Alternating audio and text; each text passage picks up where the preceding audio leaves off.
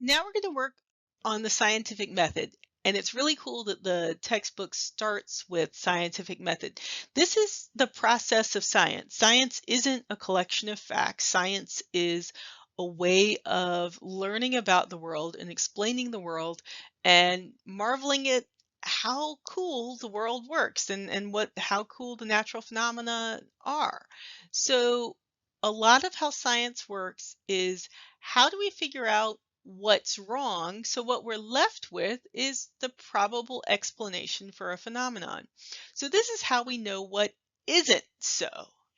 So the first thing we do is we go out and look at the world. And this could be anything from looking at rocks to looking at the sky to looking at biology around us. And somebody looked at a field of sunflowers and said, all right, sunflowers all face the same direction. So that's your observation. That's something you can go out and measure. This is not something that's up for debate. This is something that you can go and say, in this field, all sunflowers face the same direction. And somebody will say, well, what do you mean by all? And you can go count them and say 99% of sunflowers face within 5 degrees of each other. So you can make a quantifiable observation about the world. That's a statement of fact. This is the way the world is.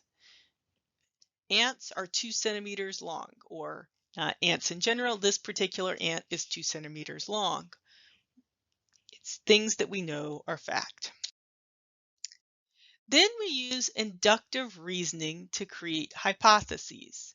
And inductive reasoning means we take all the knowledge we have and come up with some creative way to make a hypothesis. And a hypothesis is an idea that can be tested.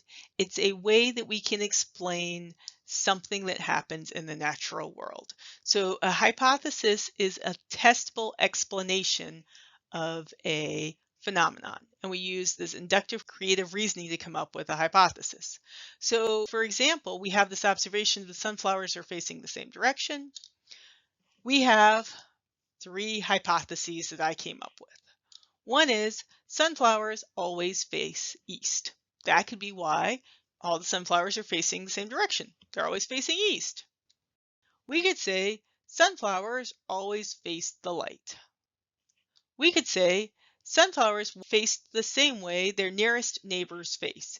So somehow the sunflowers are sensing which way their neighbors are looking and they're going to look that way too. So this is 3 different explanations for this natural phenomenon.